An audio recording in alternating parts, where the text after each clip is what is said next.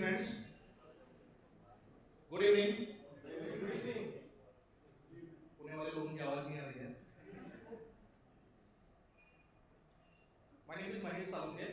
I'm the director of SME Chamber of India and Maharashtra Industry Development Association, and I'm your host for the today's evening program. On behalf of SME Chamber of India, Maharashtra Industry Development Association, and 63 SATs, it's my immense pleasure to welcome all of you for this today's program event, Cybersecurity for Enterprises, Protecting Data, Privacy and Monetary Laws. And theme of the event is basically cybersecurity threats, challenges, and solution for manufacturing industries. In the digital era, robust cybersecurity measures are crucial for the enterprises to safeguard their data privacy, and financial assets. Effective cybersecurity strategies encompass a range of the practices, including network security, encryption, access to the control, and regular security audits. By implementing these measures, organizations can protect sensitive information from cybersecurity threats such as data breach, ransomware attacks, and phishing schemes. Ensuring strong cybersecurity not only prevents monetary losses and operational disruptions, but also helps maintain customer trust and comply with regulatory requirements, hereby fostering the overall resilience and reputation of the enterprises. Friends, this event is jointly organized by SME Chamber of India and 63 SATs. SME Chamber of India is a national organization and also lead to strengthen the MSME sector for sustainable growth and developing and transforming various government policies with speedy implementations. The Chamber has established cordial relations with national and international organizations, corporates, MNCs, development nations, financial institutions, regulatory authorities, government authorities, and other stakeholders to secure the interest of MSME sector and providing platform for the future business growth and international collaborations. Friends, 63 SATs is basically a brainchild of visionary tech leader Sri Jignesh Shahaji, based on the legacy of 63 Moons Technologies Limited, a pioneer in digitalizing and democratizing Indian financial markets. 63 Moons launched key exchanges like Multi-Commodity Exchange of India Limited, it is called MCX, Indian Energy Exchange Limited, IEX, Dubai Gold and Commodity Exchange, DGCX, and Singapore Mercantile Exchange, that is SMX. These exchanges are successfully running and doing the good. 63 Moon doesn't just build exchanges, it's treated them with cutting edge security framework. Mr. Shah, known for establishing 10 world-class multi-asset exchanges globally within a decade, shifted focus to rebuilding the financial ecosystem through blockchain, AI, machine learning, and a strong emphasis on cybersecurity. In the post-pandemic world, plagued by escalating cyber threats, 63 SATs come into being a transformative force to address the evolving cybersecurity landscape with precision and innovation. Under the leadership of Mr. Neehar Pathare, MD, CEO, and CIO, and a accomplished expert with over 2 decades of experience, 63 SATs delivers cybersecurity solutions that empower individuals, enterprises, SMEs, governments, and critical infrastructure alike. Recognized as one of the foremost innovative companies to watch in 2025 by the Economic Times, 63 SATs implies complex cybersecurity challenges. On behalf of the SME Chamber of India and all of you, please give a big round of applause to team of 63 SATs.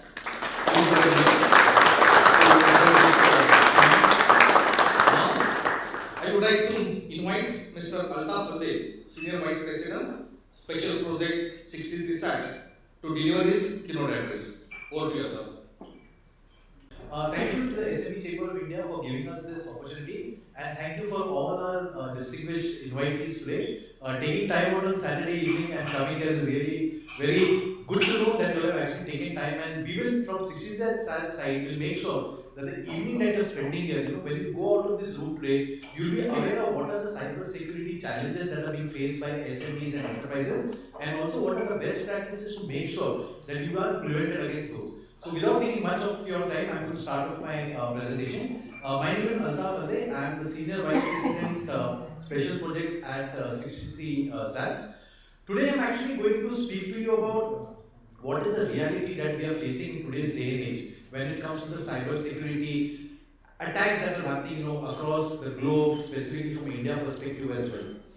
There are three interesting highlights which we have actually picked up. There obviously in the cybersecurity domain there are millions of such highlights, but we have picked up some very key highlights.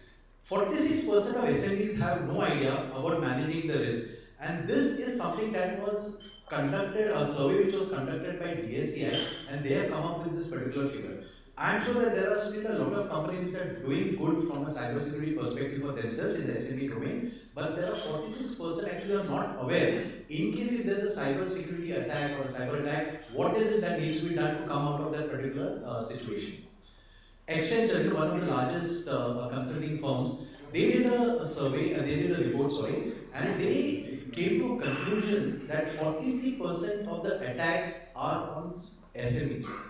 Across all the cyber attacks that are happening on the globe, there are 43%, and this figure is also applicable from an India perspective.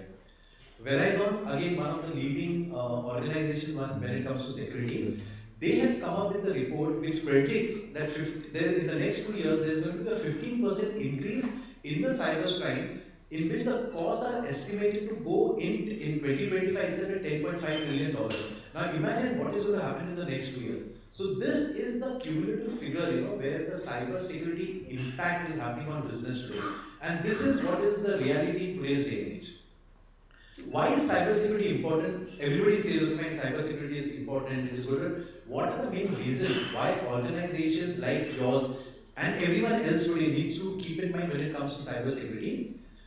Today, SMEs are the prime targets of the bad guys. Why do I say so? Because the bad guys say that there are large organizations which have invested millions of dollars, a lot of good technologies have been invested over there. So why should I waste my time in going after the large companies? Let me go after the small and medium organizations, because they'll be much more easy to compromise and much more easier to break into. So that's the reason why SMEs are the prime targets today.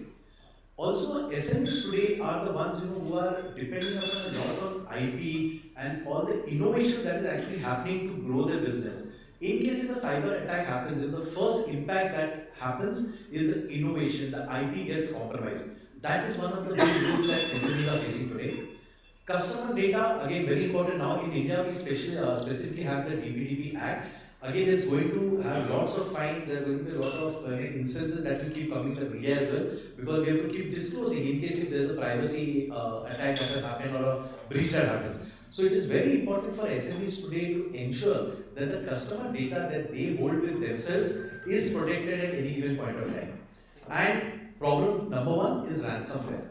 Across the world, ransomware is creating the biggest problem for organizations. Again, this is across small startups. They are for the small, medium, large enterprises. But specifically for SMEs, it is very important, because with a ransomware attack, your business can actually stop. And the minute the business stops, SMEs will not be able to function, which means that business will not happen, they will not be able to generate revenue. So that's a very critical factor from a ransomware perspective that SMEs needs to be protected about. And again, there was one more report which we have extracted out here, which says that every year on year, the cost that the company entails because of the cybersecurity incident keeps on going for a period of 3 years. It's so many companies feel today that I've got a cyber attack that happened today. After that, I'll get back on my feet and nothing will happen after that. That's not the case. There are many other incidents, there are many other linked factors that happen for the next 2 to 3 years. The cost of the attack which has happened because of the cybersecurity incident keeps on increasing, and that is what actually we have seen in this particular report. In first year, it's almost 67% of the cost that is entailed from a data breach. Second year, it comes to 22%, and third year, it goes to 11%. So it's not that once an attack happens, I'm back on my feet, everything is back to normal. It's not that way. The problems, or you can say the outcome, the negative outcome of a cybersecurity incident goes on for a minimum of 3 years, and the percentage contribution of cost is also the higher side. So why do we say that cybersecurity is very critical for SMEs today? Obviously, cybersecurity is critical for everyone, for individuals like you, me, large enterprises. But with SMEs, it is much more critical today because in case if there is a cybersecurity attack that happens on the organization, the continuity of business comes to a halt, and SMEs cannot afford the business to stop even for a second or for a minute, because if that happens, the business doesn't happen, the manufacturing stops, the work stops. Ultimately, revenue doesn't come in. So business continuity becomes a very big challenge. Financial losses, again, because of the ransomware, because of the cyber attack, is also quite high. Every time a cybersecurity incident happens, there is a financial loss that comes into play. Whether it could be your data that has got breached, that has gone out onto the dark web, or the data that has actually gone onto the dark web. That is something that creates a lot of impact when it comes to financial losses. Today, regulatory compliance is also becoming very stringent for all organizations and even for SMEs. So while we have got the SEBI, we have got RBI, we have got your IRDI, there are other compliances also that are coming in. DPDP is just one example, but there are other compliances also which are coming in. And because of the regulatory compliances, it is very important to make sure that your cyber security risks are covered. Like in case if a cyber security incident happens, within 6 hours, we are supposed to report it back to CERTIN. That is our governing body. So these are the impact why cyber security becomes very critical for SMEs today. Reputational damage, again a very big factor. Today, we see an article that happened, like WazirX, last year WazirX got compromised. There's a very big sentiment that gets impacted because of an attack. Like I as a consumer, would be very would think twice, before I go ahead and invest my money in a platform which has actually got compromised. So reputational damage also results in loss of business. It also results in other new customers coming on your platform. So this is one of the important, or you can say a byproduct, which is also very critical in case of cybersecurity incident happens. Today with AI and ML, which is picking up in a very big way, you are seeing a lot of new kinds of threats that are coming up. So the threat landscape is also changed. 25 years back, there were malwares, there were viruses, which used to just come onto your system. It would give a pop-up saying that, okay, I am there. That is what their objective was. But today, it's totally changed. Today, the malwares and the threats are so advanced. They are sitting in your computer, they are sitting in your network for as high as 206 days. They are collecting data, they are sending regular data out to the command and control center, and you don't come to know about it. So today the threat landscape, because of AI, today you can go onto the dark web and you can probably, like how you have got hitman, you can give a contract killer, like what we call in our local language supari. You can also create a damage for your competitor by going onto the dark web and saying, I want to conduct a DDoS attack on this organization, or I want to conduct a ransomware attack on this organization. So there are parties out the dark, the bad guys are out there today who are providing the service at a cost. So it's basically a SaaS platform on the dark web as well, where you can hire all of these bad guys to create damage to your competition as well. And a lot of organizations today in the SME domain are embracing digital transformation. What we have seen is that when digital transformation happens, you're going for SAP or you're going for your CRM or any project management tool, security is not kept in mind. So we are advocating that the minute you're going for digital transformation, you need to make sure that it is secure digital transformation. So not only go ahead and do your digital transformation, go on to the next best platform that is available, but also make sure that by design, security is embedded in your software, in your operating system, in the products that you deliver, whether it's software or hardware or even a service that you do. So make sure that security is part of your digital transformation. So these SMEs today are embracing digital transformation in a big way, and we have seen that security is a missing link out of there. So this is in a nutshell why we strongly believe that cybersecurity is becoming more and more critical for SMEs today. This is a slide which we have collected from various sources, including certain Ministry of Defense, DSCI, IBM, and Business Insider. If you look at the figures, obviously there's a global figure which is 4.88 million, which is a global average cost of a data breach in 2024. That's what we are actually facing today. But now let's come close to India, because obviously we are in India, we work in India. India ranked number 2 when it comes to what are the cyber attacks that are happening on countries. India is at number 2. So that is where we have actually reached. The malware attacks that were faced in India in 2024 was 370 million, and that's a huge number. Imagine these are the kind of attacks that are happening. While we are sitting in the room, those attacks are happening. 30,000 websites, Indian websites are being targeted on a daily basis. Imagine, so many people out over there just going after the websites, trying to get your websites down, trying to put in SQL injection, etc. And again, these are figures which are actually, like for example, I mentioned about DSCI. These are the figures which are released by DSCI. The average cost of data breach in India in 2024 was 19 crores.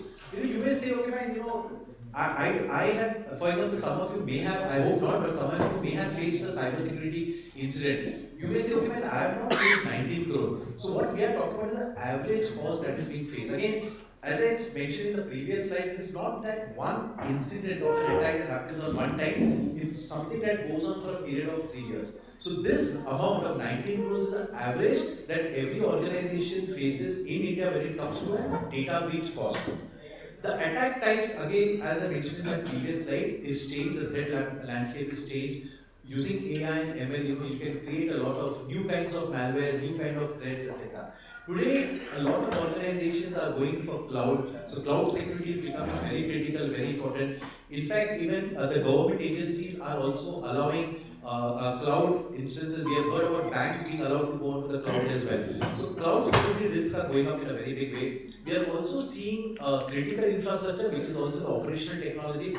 It could be for manufacturing units which are making ancillary products for automobiles, for example. It could be your power plants. It could be your electricity grid. So those attacks are also increasing on a regular basis. This is a short summary that we have seen about in 2024, and again, lots of data breaches that happened in 2024. What we have done, we have created a snapshot on a monthly basis of some of the major attacks that happened on the cybersecurity on the cybersecurity domain across the globe.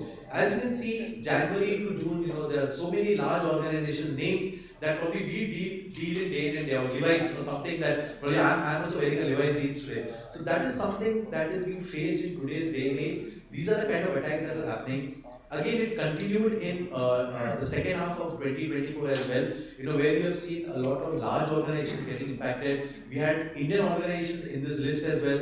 We had Star Health Insurance, which got compromised. The data was released on the dark web. We had HDFC Life, again, a data breach incident had happened. We heard about Cisco, we heard about Krispy Kreme, the donut company. These are the kind of attacks that have actually come into the media that have been released. But probably there might be 99% of the attacks that have actually not come out in the open. Again, these are the names that have come up, they have taken public disclosure, because today no one can say that I have a 100% guarantee against cyber attacks. So it's good in one way, that these companies have gone ahead and disclosed the information, but there are many more who have actually not disclosed the information. And again, even in 2025, this is going to keep on increasing, it's not going to stop. Some of the recent news that we have actually seen, when it comes to the SME segment, this was something that appeared in Economic Times, where it was a full-time article in 2024 September, which said that cyber criminals are now targeting SMEs because the large companies are investing a lot on their cyber security posture. Like one example, in Pune itself, there was a company which was dealing with a large bank based out of Mumbai. The cyber criminals, they managed to compromise that service provider which was based in Pune, and from there they got into the bank's network. So today, as I mentioned earlier as well, today the bad guys have realized that it's no waste of time or more difficult to go after the large companies, so let us go after the small vendors, and they are getting a lot of success because of that. So it's like you enter the small organization and then you get into the larger organization. Ransomware attacks are leaving small businesses or owners feeling suicide. Again, this is an article that came, is not something that I hooked up. This is something that came in the early start of January 17. Again, this was a global article, it's not an Indian article. But again, the point that this article, like I went through the entire article, what they were trying to say is that because of these ransomware attacks, businesses are actually stopping and they're not able to come back on track, they're not able to get back on the feet again. Because of that, the owners of these SMEs are feeling this kind of thought. So this is a real life scenario, and I'm sure many times companies, when they have to pay salaries and the machine ransomware has actually locked their financial machines, etc. All of these things and challenges are real world. It's not something that has been cooked up. Half of the ransomware attacks this year, that is in 2024, they were targeting the small businesses. Again, an alarming fact, and again, this is going to increase in 2025 and going forward as well. And last, one more clip which I put was SMEs were hit 4 times more often by cyber criminals. What this article is talking about is that you try once, you're not able to go after it, you do it twice, thrice, 4 times. So they are keeping on trying to get into your organization, into the SMEs on a much more regular basis. And that is something that is creating a lot of problem for SMEs. When we look at all these reports, large organizations, global organizations which create fantastic tech products, including from Israel, we did a consolidated list of what we believe in 2025. What are the top 12 threats that SMEs are actually going to face? Again, when I say SMEs, it's across the globe. It's not only India, because a cyber criminal doesn't differentiate between India or the US or XYZ country. For them, it's about they going after your business so that they can get money out of it. Ransomware will continue to be a big threat for SMEs and manufacturing companies because they can actually stop your business. Spam is also creating a big problem, where you're getting a lot of spam, people are clicking on phishing links, web application attacks where your website gets compromised, you put in a SQL, the bad guys put in a SQL injection. That is something that is happening. DDoS attacks are also predicted to increase on SMEs. What DDoS attacks means is that someone goes after your website, they keep sending a lot of requests, so ultimately your website goes down and genuine people are not able to access it. That is something that is actually going to pick up in a very big way. We see a lot of identity theft that happened in 2024. Again, it will keep on increasing in 2025 as well. Data breach could be because of insider threat as well as someone coming from outside and taking your data out. That is also going to become a big problem. About insider threat, I would just like to give you one example. There was one cyber criminal gang which did a targeted attack on an organization. It was planned so well that they got someone interviewed. They got that person hired, that person worked diligently for 6 months, and then the attack started happening. So these bad guys, they think so many steps ahead. So 6 months, somebody went, worked officially. After that, they started creating trouble for this organization. Now we've seen a lot of espionage issues also happening with the organization. Botnets are coming up. Botnets are these machines, like even, for example, today I'm using my laptop. Again, mine is protected, but I may not know there might be a botnet on it, which might be creating some request that is going on, and it might be being used for Bitcoin crypto mining as well. So we have consolidated these threats, whatever we came across, and we identified the top 12 threats, and this is a quick snapshot of that. So what does it mean? Are we doomed? Should we stop using computers? Should we stop using a mobile phone? Obviously no, because that is where our company 16 Hands comes into play. That's what we do. We protect organizations against cyber attacks. We have a very unique framework which we work on, which entails 3 parts. One is the people, because we believe that people are the weakest link. When a cyber attack happens, most of the time it's the people who have probably inserted a USB drive or clicked on a malicious link. So we believe that people are the weakest link. So our framework has got user awareness, cyber drill, tabletop exercise where we do a lot of regular awareness program and training for people.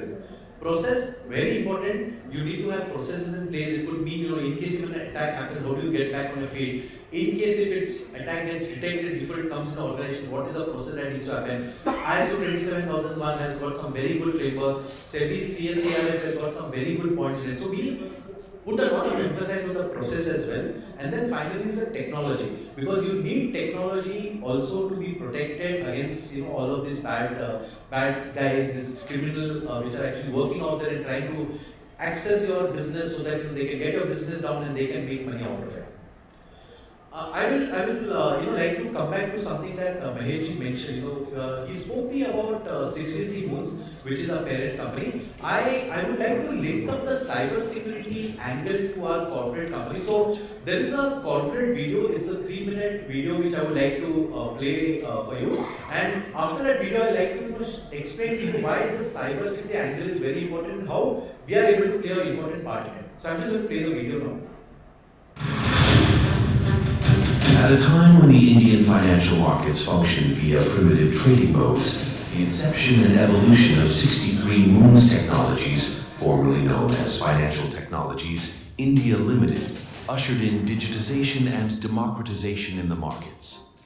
This path-breaking innovative group was founded by a visionary tech genius, Jignesh Shah, who pioneered fintech solutions much before the term fintech became popular. In the 90s, 63 Moons initiated its first revolution around the axis of the future, which led to the inception of Odin. Considered as the lifeline of the markets, Odin is the center of gravity for online trading IP that provides real-time connectivity to multiple exchanges and offers highest order execution speed and operational stability across asset classes. After digitizing the financial markets, it was time for 63 Moons to liberate the Indian commodities markets, which were constrained by the lack of scientific price discovery. With its second revolution around the axis of the future, 63 Moons introduced India to state-of-the-art IP-based exchanges. When in 2003, it launched the country's first demutualized and electronic commodity derivatives exchange, Multi-Commodity Exchange, which was inaugurated by Mukesh Ambani of Reliance Group. MCX went on to become the second largest commodity exchange in the world and number one in gold and silver, while also becoming the first exchange to be listed on the Indian stock market and created 1 million jobs, as per the study done by Tata Institute of Social Sciences. 63 Moons went on to establish a 360-degree financial markets infrastructure in not only commodities, but also in equities, bonds, currencies, and electricity. When trading of electricity on exchanges was an unheard concept, 63 Moons ushered in an electricity exchange called Indian Energy Exchange, which became a dominant force in its segment. In order to bring more vibrancy and competitiveness in the equity markets, 63 Moons launched a new generation stock exchange called MCX Stock Exchange, also known as MCX SX, that covered equity and equity derivatives, currencies, and bonds. With every new venture, 63 Moons was scaling unparalleled heights in the exchange business, not only in India, but also in the prominent financial hubs of Asia and Africa. During this extraordinary journey, 63 Moons has been adding several feathers to its cap, while gaining accolades from globally reputed bodies. In a span of just 10 years, 63 Moons built 10 world-class institutions, including MCX, MCX-SX, IEX, Dubai Gold and Commodities Exchange, Singapore Mercantile Exchange, Bourse Africa, Bahrain Financial Exchange, and market ecosystem ventures like Adam, National Bulk Handling Corporation, Ticker, and many more. Let us explore together the unfathomable possibilities of this limitless digital canvas.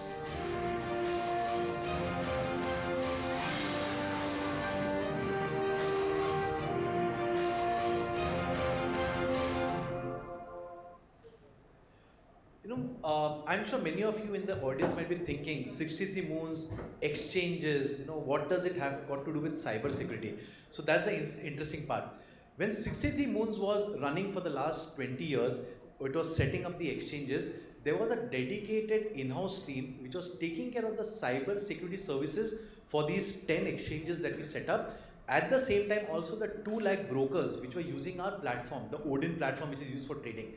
And in spite of millions of attacks that happened on us, because obviously BFSI segment is always on the target of the bad guys. So the exchanges were always a target number 1 for the cyber criminals. We faced millions of attacks, but there was not a single compromise that happened because of a cyber security incident. So that's the kind of experience, that's the kind of expertise that we had built in the last 20 years. And our chief coach and mentor, he said that, we have done such a good job of protecting ourselves and protecting our exchanges. And today, we are reading about so many companies getting compromised, so many attacks happening. Why don't we carve out a division, which was a cybersecurity division from 63 SATs, and make a new entity, which was 63 SATs. That's how 63 SATs was born. And this organization, 63 SATs, comes with real experience of these people, which are my team members, which have been protecting all of these exchanges for the last 20 years with not a single compromise that happened. So today we are uniquely positioned in the market in such a way that there is no other company, or probably very few companies, that may have, globally may have this kind of expertise of 20 years of protecting exchanges and ensuring that there is no compromise that happens. So this is something that 63 SATs is actually providing to our potential and existing customers. So while 63 Moons is our parent company, but 63 SATs is an independent company. It's a 100% owned subsidiary, but the expertise and the team, the cybersecurity team that is there, they have been in the business for the last 20 years. So it's a team which has got real experience on how to handle cybersecurity. 0% downtime, as I mentioned to you.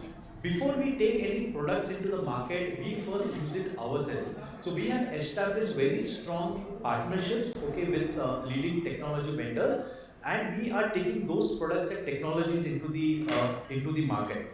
And again, with the thought what our esteemed Prime Minister Mr. Modi had about Viksit Bharat, we have come up with the slogan of Viksit Bharat, Surakshit Bharat. So that is what is our contribution from a cybersecurity perspective to the Indian market. A quick snapshot about 63 SATs. The company is headed by Mr. Neehar Pathare, who is the MD and CEO and CIO. And a couple of minutes back, I told you about this strong team which was there in 63 Moons, which ensured that there was no compromise that happened. Mr. Neehar was handling that particular, he was in charge of that particular department. So he is probably one of the few, in fact I was telling my ex-colleague Anuj, that he is one of the few person who has a technical background and running a business from a cybersecurity perspective. So that is what we are actually getting on the table, with not a lot of other organizations have actually got in the market. This is the only company where I have been a part of in the last 25 years, which invested first in the technical expertise, in the technical platform, then the sales engine started. So this is the importance that company is actually giving from a technical perspective. Our team members is close to 100 odd team members, multiple certifications. We have our own cybersecurity operations center, which is called the TMARC Center. I'll just be covering a slide on that. We have our own forensic lab in Mumbai. All our services are AI and ML enabled and can be provided in a services model. We have got our standard services including VAPT, red teaming. We have one of the best red teaming teams in the country today, which is under the offensive security part. We do source code review, we do compliances for ISO 27001, DPDP Act, SEBI CSCRF. We also have tied up with some interesting and technology advanced product from Israel, and we provide those as a technology to our customers as well. And then we have got three different business lines. First is the B2B business, which is the cybersecurity force. Then we have got other two business, which I'll just cover in the next slide. This is a framework called TMARC, which stands for Threat Intelligence Monitoring and Response Command Center. This is something got to do with the Security Operations Center, one of the only company which has got a 360-degree approach when it comes to providing cybersecurity solutions and services to our organization. Many companies today, they are talking about traditional SOC, they just do monitoring. What 63 SATs has done is that we have made a consolidated, as I said, a 360-degree approach from a cybersecurity perspective, where we have filled all the gaps that we saw that a customer needs, whether it is a startup, small, medium, large, or very large enterprise, and we are able to provide that to our customer in our services model. This is our next-gen security operations center, which is there in Mumbai, and I'd like to invite you all, to the SOC center to look at how a real security operations center should look like. Many companies offer SOC services today, but when you look at the kind of SOC that we have built up and which we are running today, it's next-gen, and it's not that many companies are providing that in the market today. This is what the SOC looks like.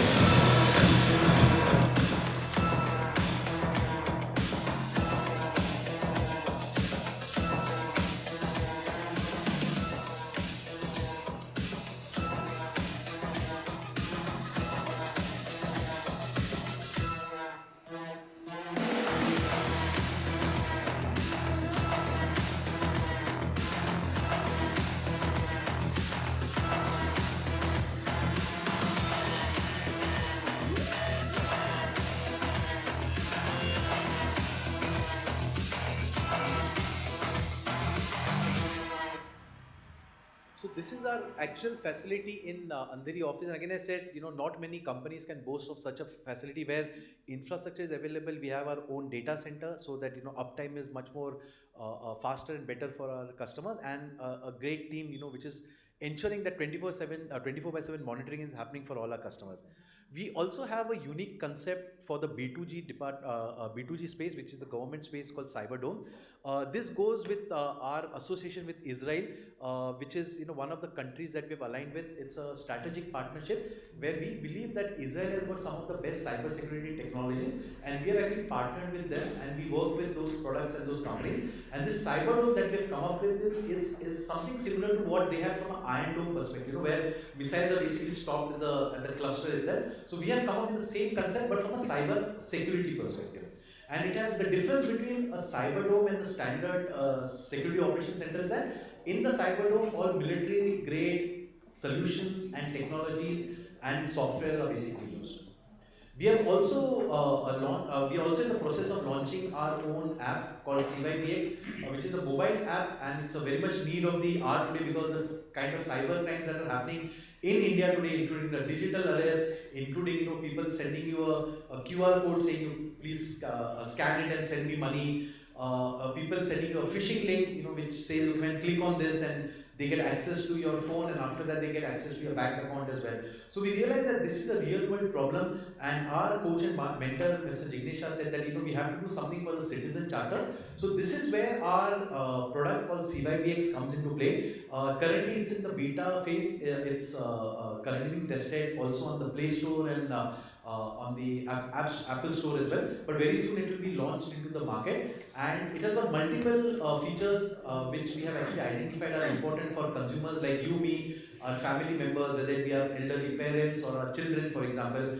But one key differentiator that we have put in this particular product is insurance against fraud. Many times, people buy insurance for the handset, the value of the handset. We have actually come up with an insurance which protects you from the financial fraud that happens on your phone. So that is something that unique that we are actually getting into the onto the table.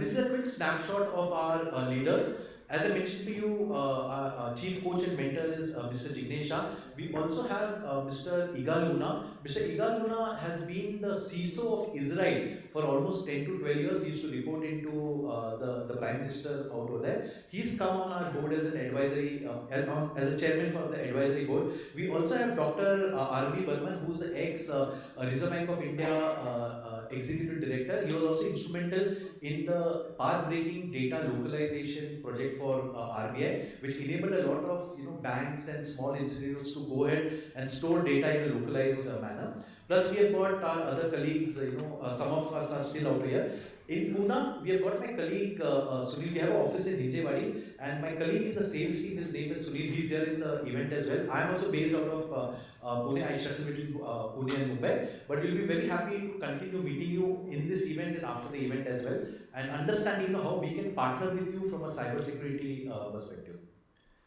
This is a quick snapshot of some of the customers who have actually given us an okay to give their names as a reference. As you can see, we've got a mix of large organizations as well as small organizations. Tata Click, it's a Tata Group company. Indian Navy, very proud to tell you that we are associated with Indian Navy. We do regular activities with them. Raymond, a big name in the consumer space, we work closely with them.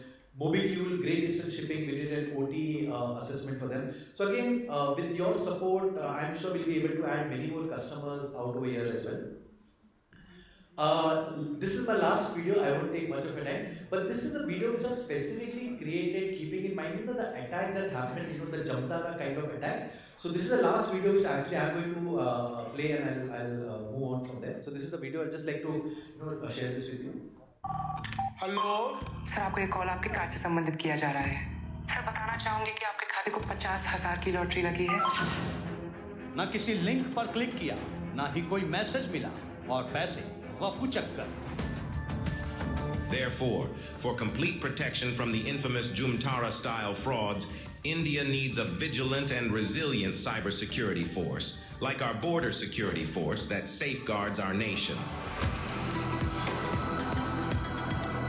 We bring you that force in the form of 63 SATs, a leading-edge, avant-garde cybersecurity initiative that leverages the world-renowned indomitable system architecture of its parent organization, 63 Moons Technologies. Founded by the visionary leader and tech genius, Jignesh Shah, it was our resilient cybersecurity force that shielded the multi-commodity exchange from millions of cyber attacks for 20 years. Banking on our illustrious credentials, the Israel government's former cybersecurity head, Mr. Yigal Una, who was directly reporting to Israel's prime minister, has joined us. In order to ensure India's cyberspace is a much safer place, all of my connections and networking are available to Mr. Shah and his team as they work towards making India's cyberspace much safer. Our unparalleled success and revered culture of innovation have attracted some of the leading cybersecurity firms in the world to partner with us for creating the best-in-class suite of products and services, such as CYBX for every mobile, 63 SATs for every enterprise server,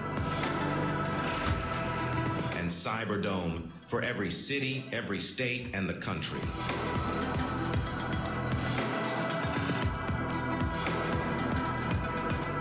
Together, let's safeguard our country against cyber threats with our Cyberdome.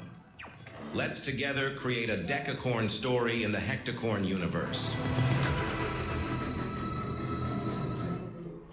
Thank you. That was the video which I wanted to play before I close my presentation. So really appreciate for all of you for giving a patient hearing on what we wanted to present. Again, I don't want you to feel that cyber security is a bad thing or my business will be impacted. All of us need to play our part in ensuring that we get protected against all of these malicious threat actors, etc. And we request you to give us an opportunity to work with you so that we can be a true partner when it comes to protecting yourself from all of these cyber attacks that's happening. So thank you once again, and I look forward to meeting all of you in the break as well. Thank you.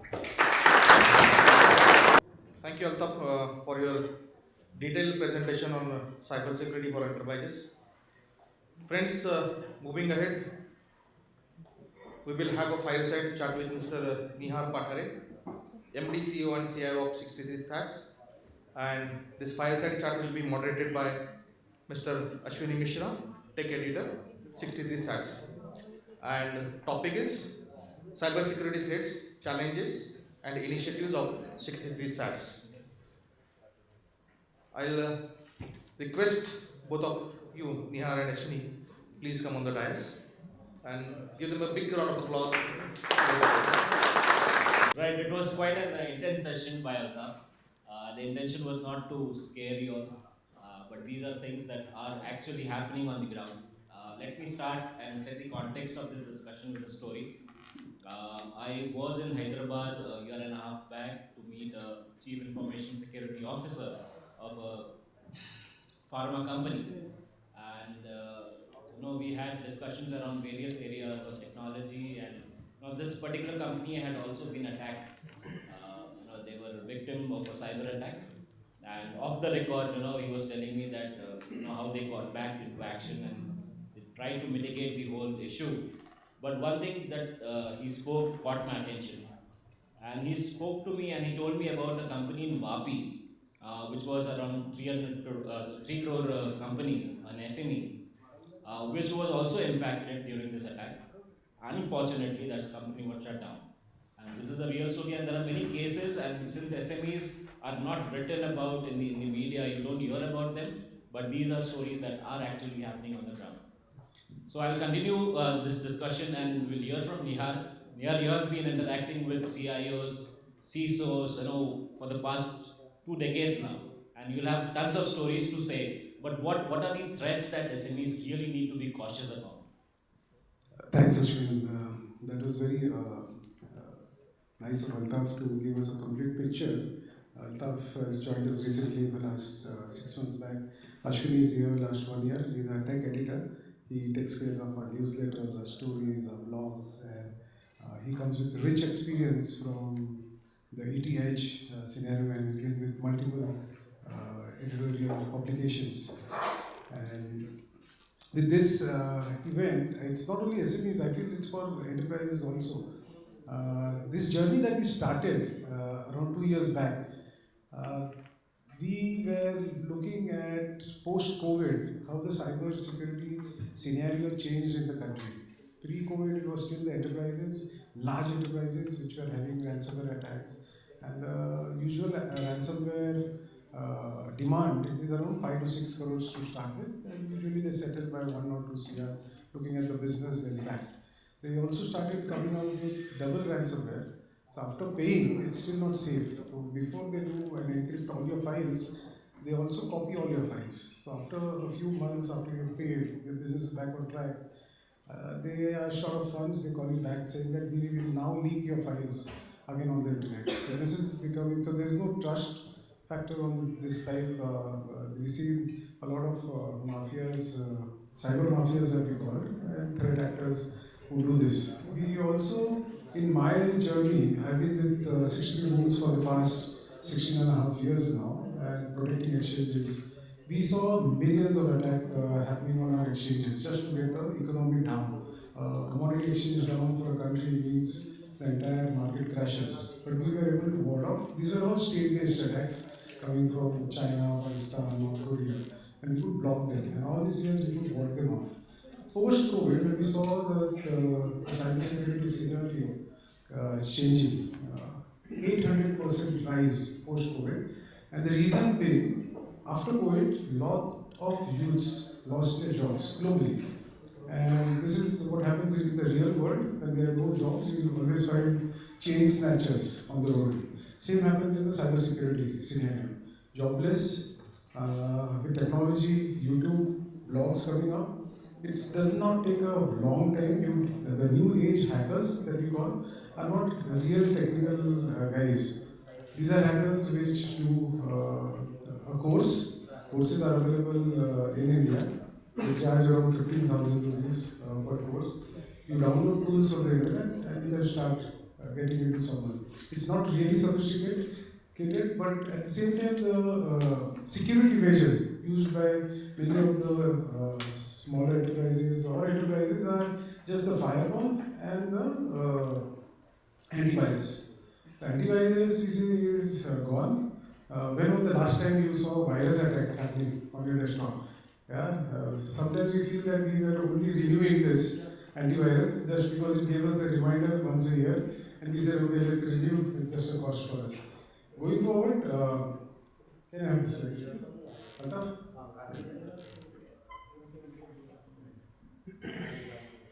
So these are the top cybersecurity threats that we envisage, we have studied.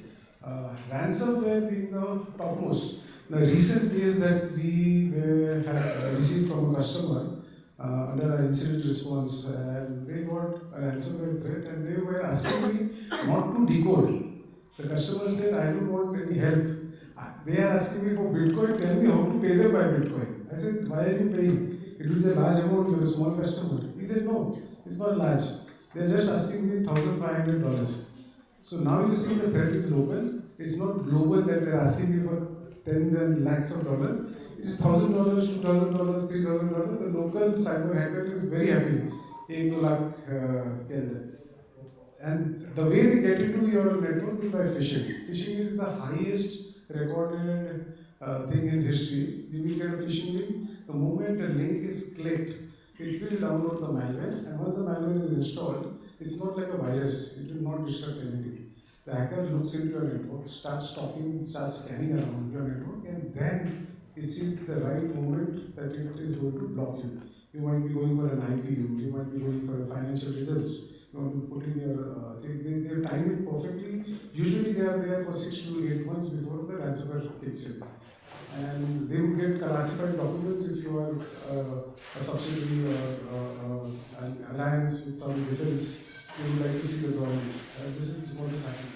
And then the largest now which is coming up is the supply chain. One of the biggest supply chain effect that you saw was the recent CrowdStrike event which happened globally. It is a part of the supply chain. It was not a cyber attack. Thank God it was not a cyber attack. It was a bug on Microsoft Windows which CrowdStrike did not foresee because it worked on the kernel level. Any software which works, third-party software works on a kernel level of Windows operating system would have that effect. So we were that in our studio. You would see that video that we released that day. our EDR, HDR software do not sit on the kernel, but it's very, very risky. What has happening over the years to get you more secure, they start getting closer and closer to the kernel of the operating system. And when they come closer, it affects, it's a very thin balance. Once bug and you saw the entire supply chain going down. And the biggest threat that we see now is the AI coming into cybersecurity and quantum computing. Quantum is still, you need a lot of investment. AI is something which is beneficial and negative. We will be talking more about it. Speak about it, yeah. So good, at least you've started the conversation with the types of and naming 4 types of critical attacks that SMEs really need to be cautious about: ransomware, phishing, supply chain, and AI. Now, Altaf in his previous in the presentation, he showed us some attacks that happened in the past year. Are there any real shocks in January? We are just start of the year, and do we see some real shocks? Yeah, so this slide I just made a couple of days back on 1st of February. So this is a slide which is an eye-opener. Earlier slides what Altaf showed were a lot of international customers. Yeah? Today we have, in the last 2 weeks, we have ICICI Bank. It's still under hush-hush. It's still on the dark web. The news is there. I have screenshots of the data which was exposed. And Tata Technologies is just 2 days old that they got breached. Yeah? We have then police, we have FX, Stars, Aerospace. So this is just the large numbers we put in. There are not many attacks which are happening. Absolutely, right. So, when we talk about the attacks, we talk about the breaches, we talk about the types of attacks. What kind of approach do SMEs need to take? There's a lot of talk about layered security.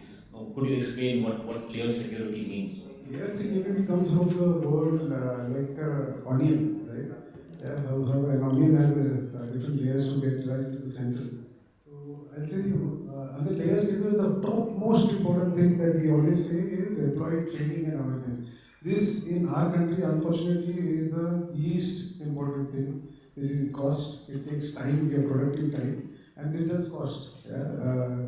I will always tell people, if you want to see the awareness of a company, you should go and see the fire drill that happens in the company. You see if people are laughing or taking it very seriously. The moment they are laughing, that means the awareness is still the joke. How many of us do know that how many fire exits are there through this hall? Yeah, where we sit down. We have the risk factors, appetite that we have are a little different. So research training is the most critical. And the example that we give, it is so important that you have to bombard people continuously, day after day or week after week, on the same thing, because we as people tend to forget.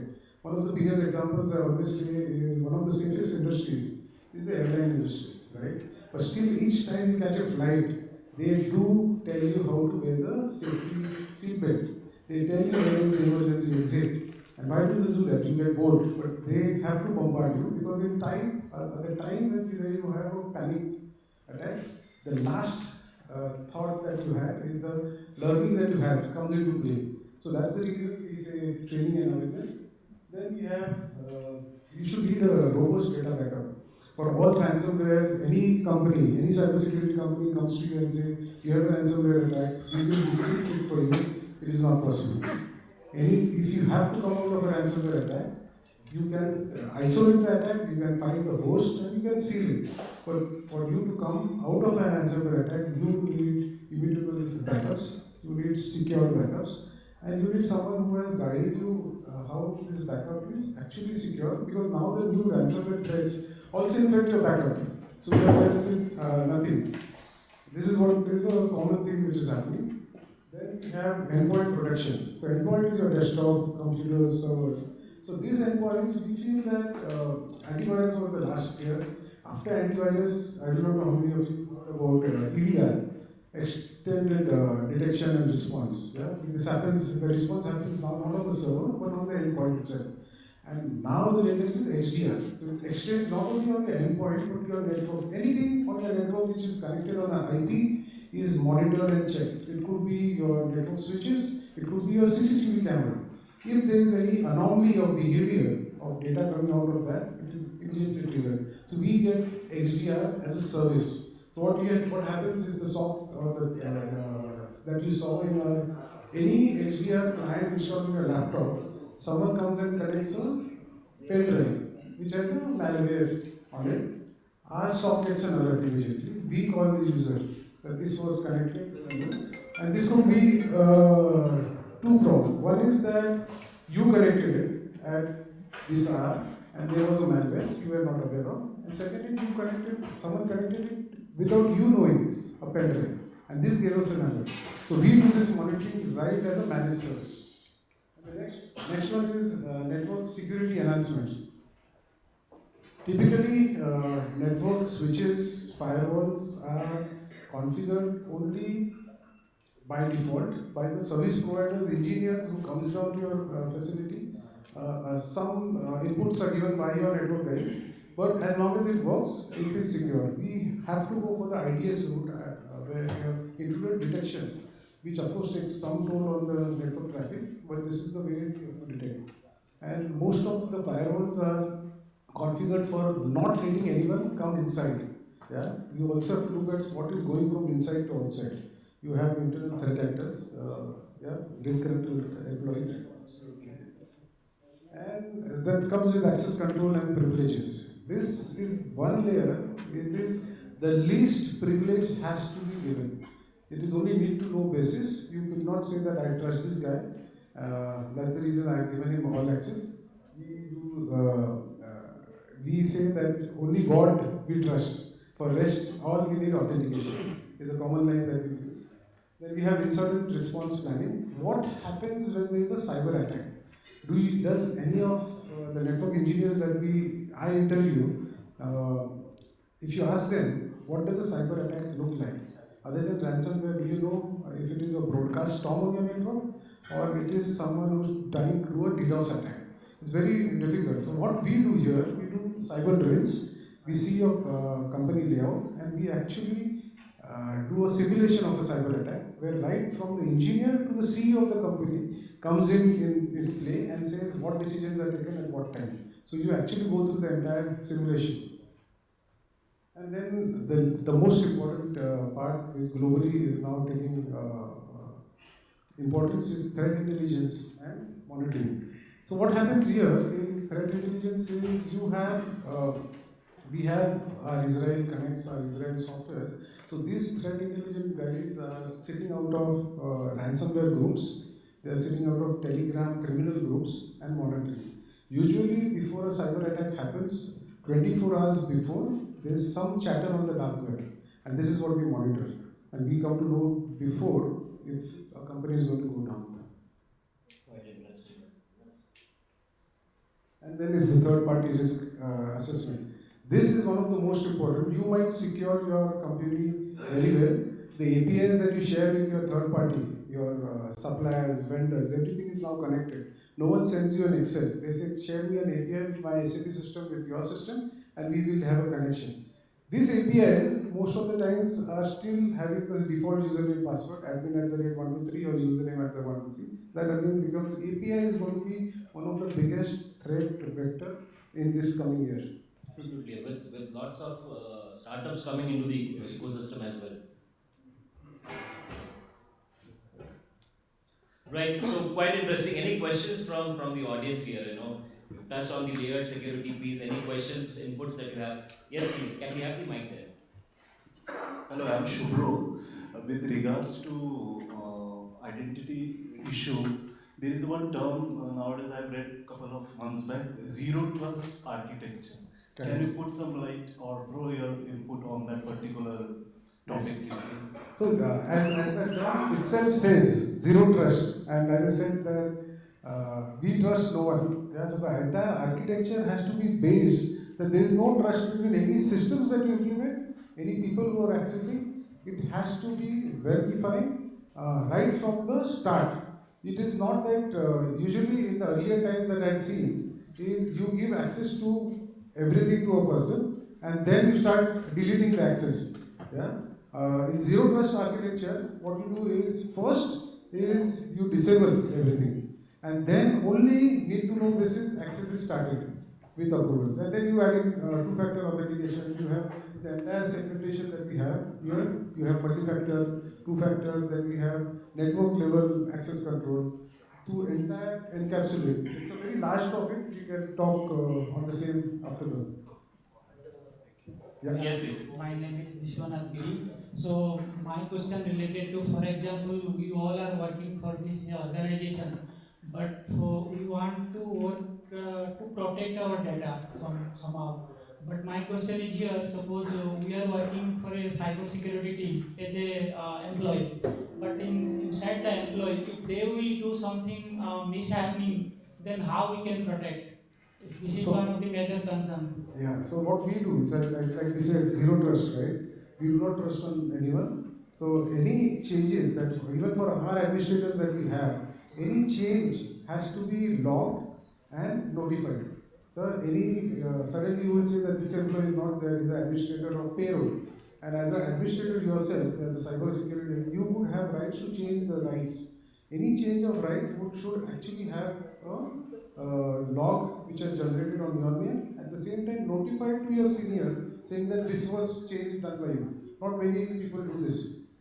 Or my one more question in AI space, how cyber security will help to protect? We are taking that question now, so please just have a minute of patience. Thank you. Right. So good questions there, and keep the questions coming so that we are engaged in this conversation. Neehar, AI. We have seen the markets crash due to subprime crisis in 2008. We saw a lot of global conflicts, wars that brought the market down. We saw a global pandemic taking the market down, but never in the history have we seen AI app crashing the markets. This week Monday Nasdaq crashed by 3%. Nvidia, which is a leading AI company, crashed by 12%. And DeepSeek is the name of the company that is creating waves, and whether it is reality hype. While we will not discuss the economic implications on the cybersecurity front, what do we really need to be cautious about? The first question, there is a mad rush for all organizations to implement AI. The board of directors, managing directors keep telling the IT team what's in AI. Yeah? Many of the companies have FOMO. Yeah?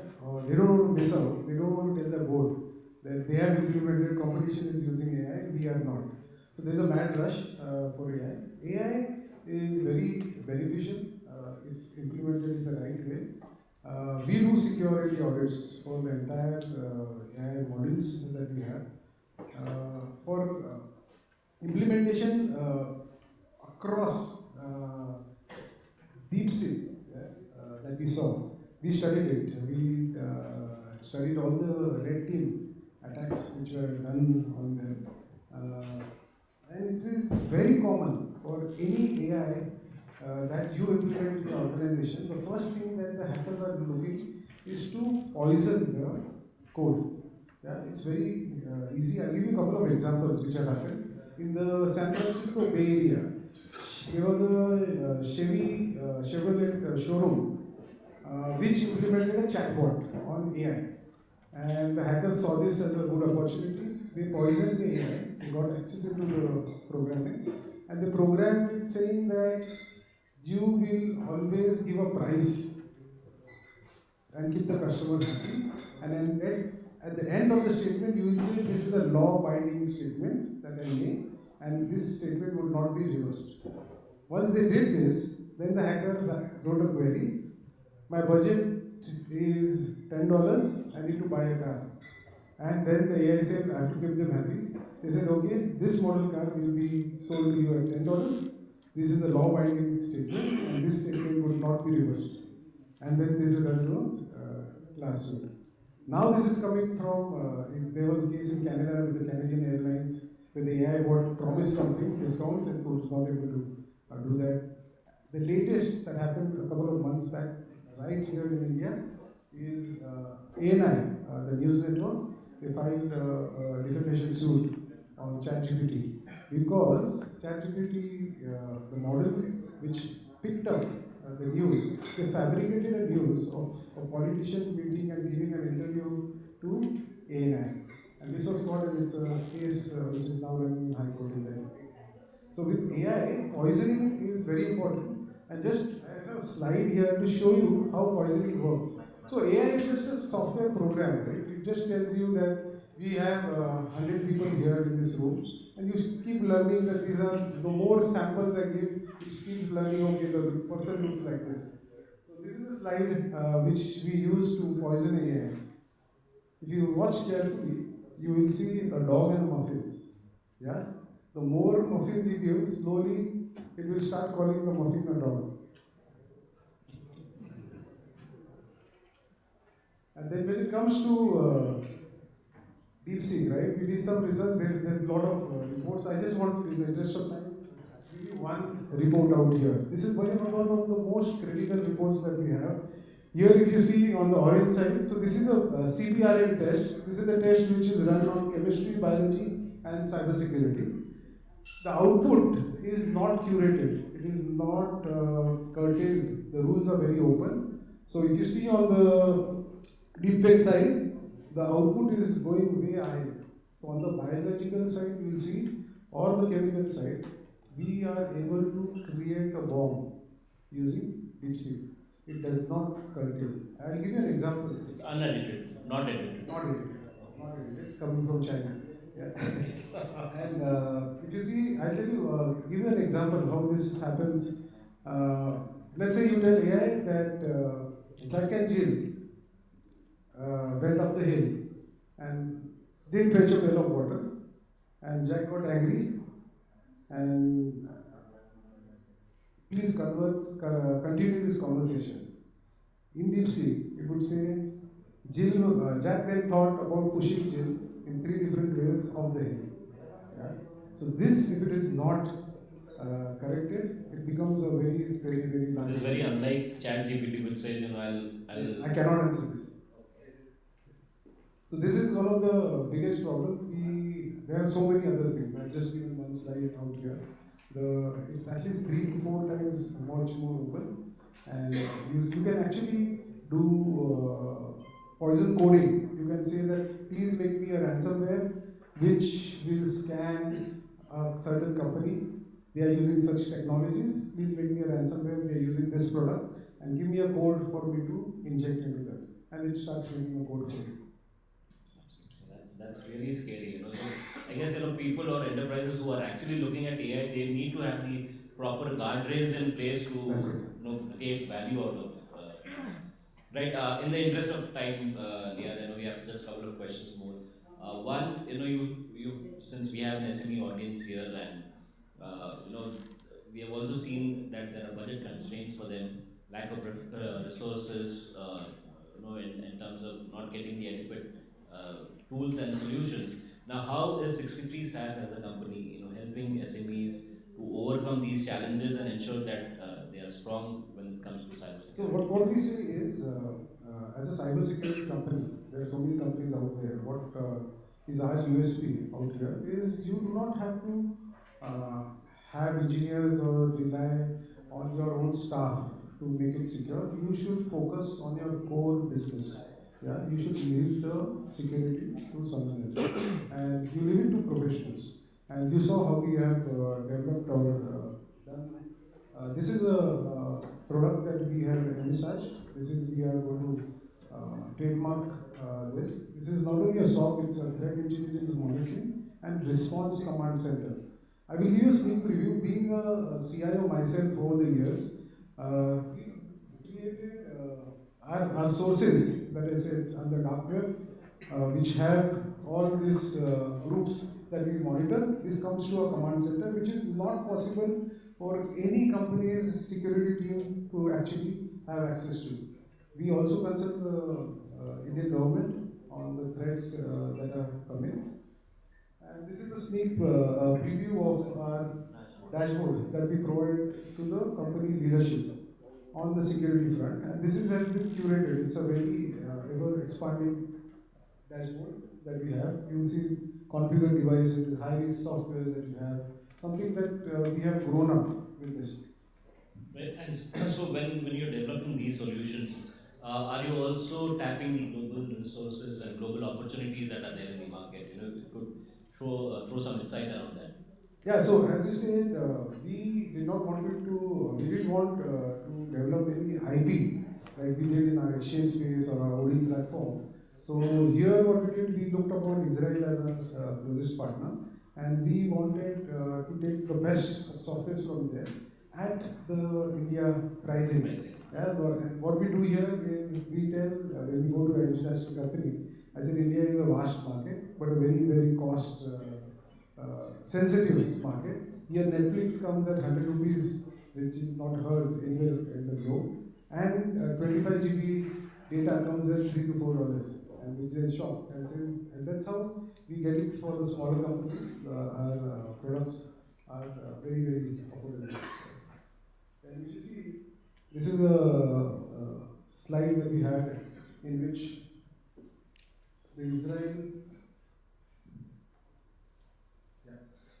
This is the Minister of Trade who visited us last month. We had our discussions with him, and he's found that 63 is one of the global players who has thoroughly understood the way and concept that we have.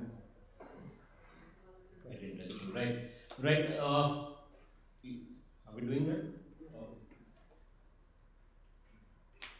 He's again coming back on 7th of Feb to meet Mr. Piyush Goyal in Delhi with a team of different companies. Okay. Which he said that we would be providing the corridor to launch all the products there.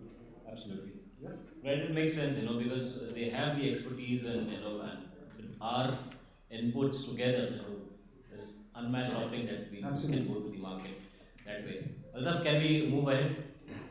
Yes. Oh yeah.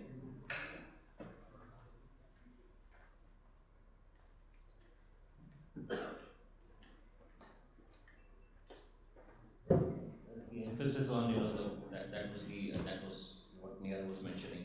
Right, Neehar, final question. We have spoken about SMEs, but as individuals too, we face a lot of scams, phone calls. You yourself were attacked recently. Digital arrest is the new concept that is out there in the market, and Neehar was in office, and he was, they caught the wrong guy, honestly, but an attempt was made to digitally arrest him. How are we, how is 63 Sats looking to protect the individual common man?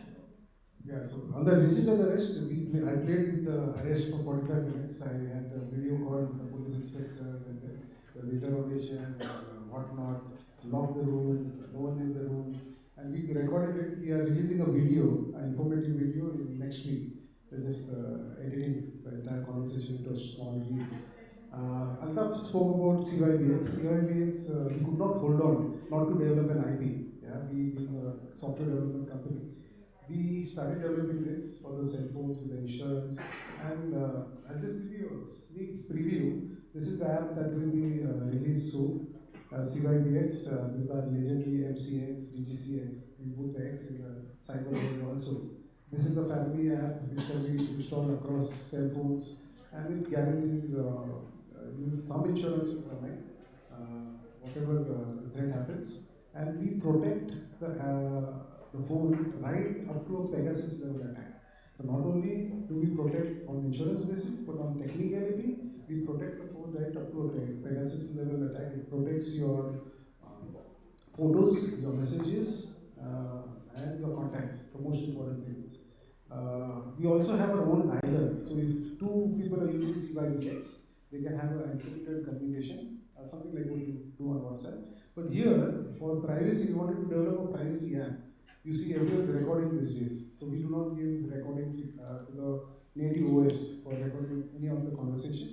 So you would say that this person put it on speaker. You use speaker phone. As soon as you are using this app, you switch on the speaker. You speak on, the other person would come to know that the speaker has been enabled, and you would tell the speaker is on. Or you could say that it's a car Bluetooth or Apple AirPods. So the person comes to know that how comfortable you are speaking. And many more, we have a verified dialer coming in. We are doing that. I'll just give you a sneak preview before the launch. These are the screens. It does a daily hygiene check in the morning. It scans your device for any abnormalities. It also tells you device is at risk if your Bluetooth is on, If there is a Wi-Fi which is rogue, you connect to airport Wi-Fi all the time. It doesn't take a long time. I can put a laptop, put a modem and a Wi-Fi router and make a rogue Wi-Fi where I will give you internet saying that fast airport free Wi-Fi. You will go through my router, but at the same time I will be sniffing all your data. Anything that goes in clear text, I will pick it up immediately. Your chat will go through it, your message, your now with the new Samsung and Apple features, you also get your OTP on the laptops in the messaging apps. That also is seen very clearly. So it gives you, tells you what type of attacks you could have and protects you. Absolutely, very interesting. We can't wait for the launch earlier. Absolutely right. I think in the interest of time, we'll cut the conversation short now. Thank you, Neehar, for the insights and sharing your views, which I guess the audience appreciate. And if there are any questions, Neehar is here, the entire team is here. So feel free to connect and get your queries answered. Thank you once again for being patient, audience. And any questions, just take one, please. Yes. Actually, government has clear-cut guidelines for banking sector, where there are penalties to banking sector if they don't comply with certain cybersecurity norms, and there are incidences. Now, in SME sector, I was working for last 8 years. I have not seen any regulation. Even NCRA, they don't have independent website, web portal. Neither MSME government, they have indicated that there are certain measures to protect, and if not, then it will be license will be cancelled for SME. So can you put on light? So what we say, government is something that we cannot directly influence. We have connects. We have seen a lot of changes happening. Like the recent, around 3 months back, the SEBI regulated entities, a new guideline for cybersecurity was launched. It's a 208 pages guideline. We also do a roadshow like this for SEBI regulated entities only, where this 208 pages, it complies into 9 to 10 controls and how we take care of those controls. But these guidelines are so in depth. This could be a benchmark for all industries. You follow these guidelines and you are, I would say, 95-98% secure. And we help you achieve that. For that also, we have launched a tool. It's on our website. You go there and answer a few questions. Have you done this? Have you done this? With that, it gives you a score on 0 to 100 where you land, or a dipstick score for you to understand. So with, I'm sure with the government's focus on all industry and cybersecurity in budget, we have seen cybersecurity as a key factor. We say that it's time things are on the move, which have not been for a very long time. Piyush Goyal, if he thinks, then it will move faster. Yes. Sure, so thank you. Right question, and I'm usual to get more answers when we talk to the team. Right, Neehar, thank you once again. Thank you. Thank you. Thanks. Now friends, this time to summing up, but before that I will invite the visionary and the leader of the SME, Mr. Chandrakant Salunkhe. Mr. Chandrakant Salunkhe is a founder and president of SME Chamber of India, and which was founded in 1993 to provide the support and guidance to the SMEs to the better business growth, create awareness about the various government scheme policies, incentives, advantages, as well as banking, finance, emerging markets in the various countries, adopt advanced technologies for improvement of quality and emerging enterprises. Under his dynamic leadership, Chamber is functioning at the national and international level. I will request Mr. Chandrakant Salunkhe to please come on the dais and address the August gathering, as well as to submit this event. Over to you, Mr. Salunkhe. Please give a big round of applause to Mr. Salunkhe. Good evening. Last 1.5 hours, our 63 SAT team has arrested you physically. So most of you are arrested digitally and various reasons. But anyway, today is a good day. Is it? Why? Budget and also the value addition services to your security. Not only security, not only data, but monetary also. Friends, SME Chamber of India is working for the empowerment of SME sector. supporting to various schemes, incentives, advantages of the government, but simultaneously also putting efforts to bring this kind of enterprises like a 63 SATs to give a value addition to secure your interest, to save your loss, monetary loss, data loss, or your business loss. How many entrepreneurs are enjoying this kind of security application, security facilities in your company, your business? Can you raise hand? One person? Two? What about others? Is it cost matter? Or not aware about it? Or not connected? Complexity, I would say. Complexity, I would say. Complexity. Okay. Anything else? One participant has mentioned about how the banks or RBI has restricted to banks to provide a security ecosystem to save our money. And he has suggested that about SME. This is a good suggestion I will take up with the ministry to provide special incentives to secure interest of our MSME sector. Is it okay? So that at least that incentives will be beneficial to our SME entrepreneurs to secure their data, secure their monetary loss, and of course the business, we can say information or IPR or product design, all these parameters can be set. So Neehar ji, तुम्ही बनवून द्या एक मस्तपैकी proposal. We will suggest to the government. Especially we can suggest the information technology department, because they are putting efforts. Digital India should not be only for the government, it should be related to industry also, SME sector also. Another point, how many entrepreneurs are in exports? And how many entrepreneurs are looking to go for exports? And how many entrepreneurs face problem to get bank loans, financial support from banks? No one is interested. So all are enjoying as a borrower. How many borrowers are sitting here? Loan they have taken from the banks. Good. So friends, 60 sites have given a very interesting information.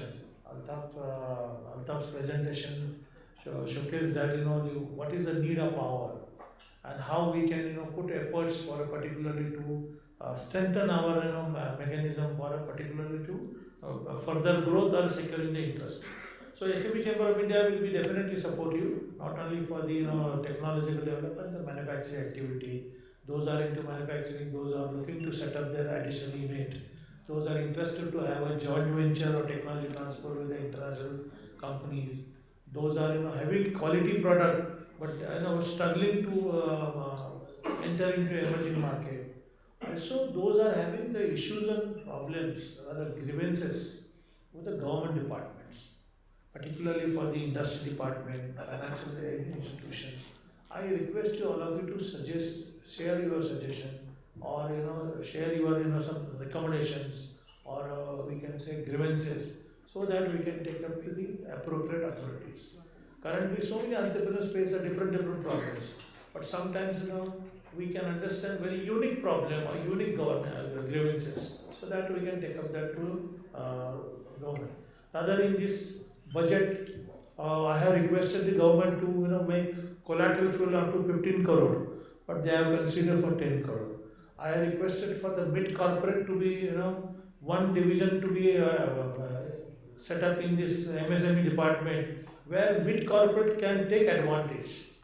So they have increased the limit of turnover and investment up to 500 crore. That is a good decision by the government. Also the micro, tiny also enhanced to 10 crore.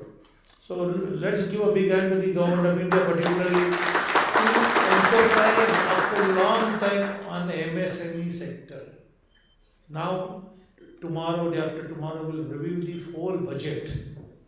We will decode the budget, and then we will understand कितना हमारे लिए हुआ है और कितना government ने काटा है. Because Congress started, giving the picture that some, budget has declined, budget has reduced. So we will also check, and all of you also check, because from your sector point of view or from your business point of view, how much this budget is useful for you. Because many entrepreneurs have observed that they are not approaching the government department to avail services, avail incentives, avail benefits. How many entrepreneurs sitting here participating in international exhibitions by using the market development assistance? कितने बैठे हैं यहाँ पर ऐसे? आपल्यापैकी कुणी जातं का? Anybody is participating in international exhibitions? So are you availing any support from the government? Rather, we should approach. Ministry of Commerce is there, Ministry of MSM is there, Ministry of Finance, Ministry of Food Processing is there, Ministry of Electronics, they have also budget. Ministry of Power, they have budget. Are you availing any benefit for employment generation? If you are an entrepreneur in USA, if you generate 10 entrepreneurs, 10 employment, you are getting green card. हमारे यहाँ क्या मिलता है? Red carpet, red tapeism. So this is the point we should think about it. But anyway, now I don't want to keep arresting you again, because bar is open, bar thing is open, and the barman is waiting for us. So let's close here now, and let's join for networking cocktails and dinner. Thank you very much, and all the best. Thanks for being here.